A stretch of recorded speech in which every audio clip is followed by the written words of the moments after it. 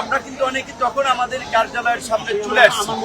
আমরা সংবাদ সম্মেলন করার জন্য করছিলাম, তখন আইন শৃঙ্খলা বাহিনী যাদের সাথে পুলিশ এবং সেনা সদস্যরা ছিল, তারা আপনার রাস্তা থেকে যাকে পেয়েছে তাদেরকে পেটাতে পেটাতে আমাদের কার্যালয়ের সামনে আমরা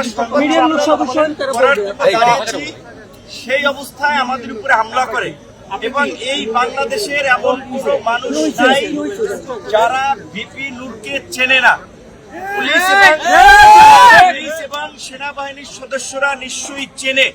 তারা আপনারা দেখেছেন চিনেই কি কৌশলে, কেউ বাঁশ দিয়ে, কেউ লাঠি দিয়ে, কেউ মাথায়, যে যেভাবে পারছে সেভাবে আঘাত করেছে।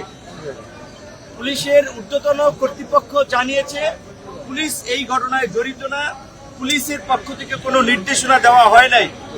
সেনাবাহিনীর অনেকে বলেছে যে সেনাবাহিনীর পক্ষ থেকে কোনো নির্দেশনা এরকম ছিল না। তাহলে এই ঘটনাটা কারা ঘটেছে? ভারত থেকে জিন এসে শেখ হাসিনার জিন নাকি মোদির জিন এই ঘটনাটা ঘটিয়েছে? তাই আমরা পুলিশ প্রধান এবং সেনা প্রধানকে পরিষ্কারভাবে বলতে চাই, আপনারা যদি এই ঘটনায় নির্দেশনা দিয়ে না থাকেন, আপনাদের অধীনস্থ সেনাবাহিনী, পুলিশের ঊর্ধ্বতন কর্তৃপক্ষ যদি এই বর্বরচিত হামলা, যেটা হত্যার উদ্দেশ্যে পরিচালিত হয়েছে, এই হামলার নির্দেশনা দিয়ে না থাকে, তাহলে কারা দিয়েছে, কোথা থেকে এই ঘটনার নির্দেশনা এসেছে, সেই ঘটনার একটা নিরপেক্ষ তদন্ত করে জড়িতদেরকে বিচারের মুখোমুখি করবেন, এটা আমাদের প্রত্যাশা। কিন্তু আমরা দেখতে পেয়েছি আমরা যে নতুন বাংলাদেশের কথা বলি, কার্যত 1 বছরে বাংলাদেশের কৃষ্টি, কালচার, রাষ্ট্রীয় ব্যবস্থার কিছু পরিবর্তন হয় নাই, শুধুমাত্র ভাগবাটোয়ারার ব্যক্তিদের পরিবর্তন হয়েছে। এই যে এই ঘটনার মতো এই মুহূর্তে একটা আলোচিত এবং সেন্সিটিভ ঘটনা, একটা দলের প্রধানকে কার্যালয়ের সামনে এইভাবে আঘাত করা হয়েছে। আমারটা আপনারা মিডিয়াতে গুরুত্ব দিয়ে ফলাও করে প্রচার করেছেন। আমি দেশ থেকে সিঙ্গাপুরেও গিয়েছি, কিন্তু আমাদের ছাত্র যুব অনেক নেতারা গুরুতর আহত হয়েছে।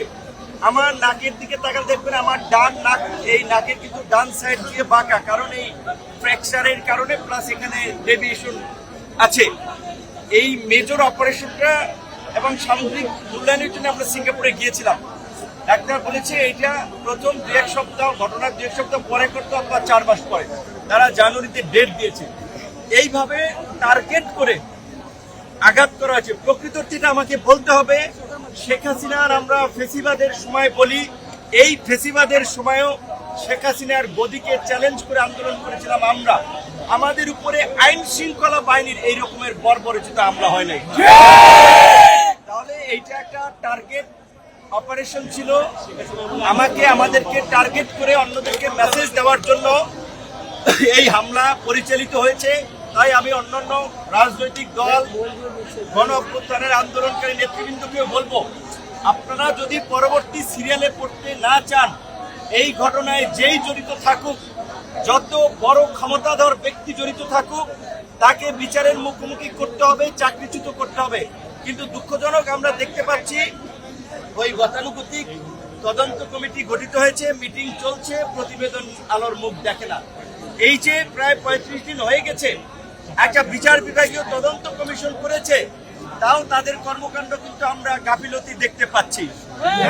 আমরা বর্তমান প্রধান উপদেষ্টা থেকে শুরু করে উপদেষ্টা, অন্যান্য আইন শৃঙ্খলা বাহিনীর ঊর্ধ্বতন কর্তৃপক্ষকে স্মরণ করিয়ে দিতে চাই, একটি বিতর্কিত নির্বাচন করায় সাবেক নির্বাচন কমিশনার নুরুল হুদার গলায় কিন্তু জুতার মালা পরানো হয়েছে।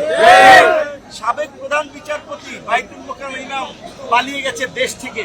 সুতরাং এই 29শে আগস্টের ঘটনার বিচার না হলে অনেকেই, আমরা যদি বেঁচে থাকি, রাস্তায় অপমানিত হবেন, অপদস্থ হবেন এবং ভবিষ্যতে তাদের গলায় গামছা আমরা পরাবো।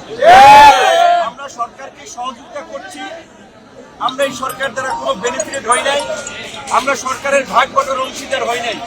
যাদেরকে সরকার ভাগ বাটোয়ারা সমঝোতা করে এই পর্যন্ত একটা পরিস্থিতি তৈরি করার চেষ্টা করেছে, সেটা কিন্তু দেখা গেছে এখন কিন্তু দেশের মধ্যে বিশৃঙ্খলা হচ্ছে, নির্বাচন নিয়ে বিভাজন, পাহাড়ে অস্থিতিশীল পরিস্থিতি। কাজী এখন যদি একটা সুষ্ঠু নির্বাচন, বহুল আকাঙ্ক্ষিত নির্বাচন, সেই নির্বাচন যদি না হয় তাহলে কিন্তু দেশ আবার একটা সংকটে পড়বে।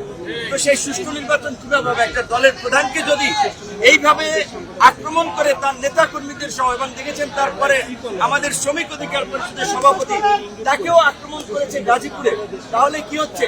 এই সমঝোতার নির্বাচনে যাদেরকে সিগন্যাল দেবে তারা নির্বিঘ্নে ওই আওয়ামী লীগের আমি ডামি নির্বাচনের মতো প্রচার প্রচারণা চালাবে, মিছিল মিটিং করবে। যাদেরকে সিগন্যাল দেবে না তাদেরকে এইভাবে হামলা করে আক্রান্ত করে মাঠ থেকে তাড়িয়ে দেওয়া হবে। তাই আমরা মনে করি সুষ্ঠু নির্বাচনের পূর্ব শর্ত হিসেবে এই ঘটনার বিচার, এই ঘটনার তদন্ত এবং জড়িতদের বিরুদ্ধে শাস্তিমূলক পদক্ষেপ নেওয়া জরুরি। অন্যথায় আগামীতে যে সুষ্ঠু নির্বাচন হবে সেটা আমরা বলতে পারি।